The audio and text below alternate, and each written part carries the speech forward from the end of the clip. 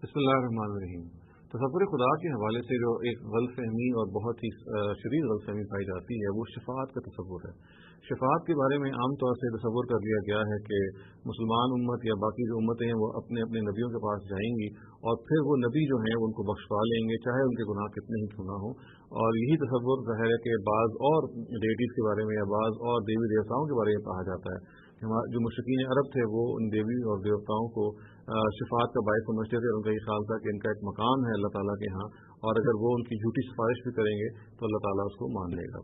ये वो कॉन्सेप्ट है कि जो कुरान मजीद के सर का सर खिलाफ है। कुरान मजीद इस बारे में ये कहता है कि शफाअत बुनियादी तौर पे एक ऐसे फ़र्द के लिए होती है और नबी की तरफ से जो बुनियादी तौर पे खुद तौबा करता है और ये तौबा के अंदर नबी की एक ताईद है जो शामिल हो जाती है जब वो शफाअत करता है।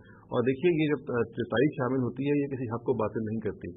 इसकी कुछ शराइत हैं जो कुरान मजीद में बयान हुई हैं और जिनका बातमाम कमाल लिहाज रखा गया है।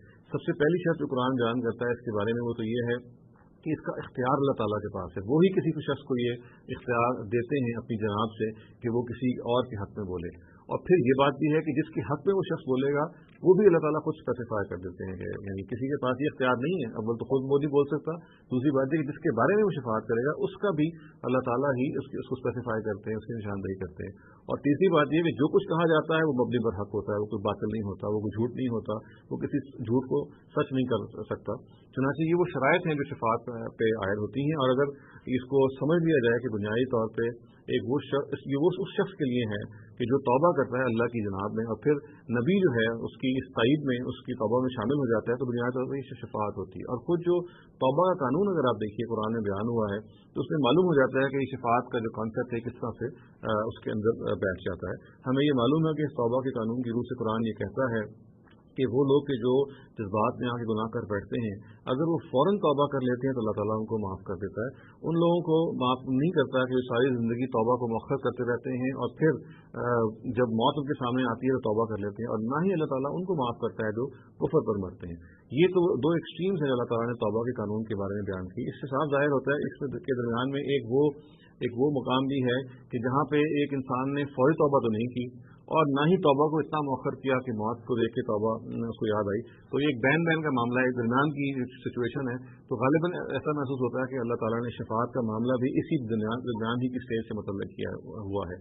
यानी ये वो लोग हैं कि जो तौबा अपनी गुनाहों की जब जज्बात में कर लेते हैं फ़ौरन तो नहीं उस पर तौबा कर बैठते और ना ही उस तौबा को मौत के टाइम तक मौखर करते हैं बल्कि वो ज़रा कुछ देर बाद तौबा करते हैं। तो ऐसा लगता है कि शफाअत का मामला इन लोगों के बारे में होगा कि जो ज़रा ठहर के तौबा करते हैं, देर से तौबा करते हैं।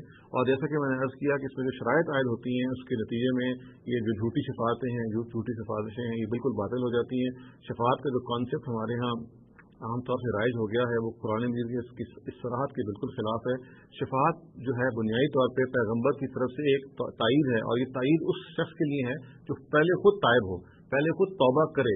यानी उन लोगों के लिए नहीं है जो तौबा के बारे में बिल्कुल जरी हो गए हैं, तौबा नहीं करते, बल्कि ये तौबा करने वाले शख्स की तरफ से आपके लिए उसके हक में पैगम्बर की एक मज़ीद सिफारिश होती है, एक ताईद होती है। और ये सिफारिश जैसा कि मैंने अर्ज़ किया इस तौबा के कानून को सामने रख के असल में उन लोगों के लिए है कि जो ना तो फौरी तौबा कर बैठते हैं और अल्लाह ताला की रहमत के मुस्तहिक हों और ना ही अपनी तौबा को इतना मौखर करते हैं कि उसके बाद अगर वो मौत को देखें तो उनको तौबा याद आए, बल्कि वो उनका मामला इनसे बैन होता है। और ऐसे तवक्कुह की जा सकती है कि नबी अगर ऐसे लोगों की शफाअत फरमाएगा तो अल्लाह ताला उसको कबूल करेंगे। और अगर ऐसे करते हैं तो ये बात बिल्कुल ऑब्वियस है, ये बात बिल्कुल ज़ाहिर है। इसके नतीजे में कोई झूठी शफाअत, कोई बातिल शफाअत का तसव्वुर ख़त्म हो जाता है हर लिहाज से। और हर इंसान को फिर अपने अमल पर तकिया करना होगा और वो अमल ही है जिसको निजात दिलाएगा। वो अगर अमल होगा और उसके बारे में तौबा की तौफीक होगी उसकी और वो गलत बातों पर अगर तौबा करेगा और तौबा को डिले करता है और इतना डिले नहीं करता कि उसको मौत नजर आ जाए तो फिर तवक्कुह की जा सकती है कि पैगम्बर की जो ताईद है उसको इस तरीके से निजात दिला दे।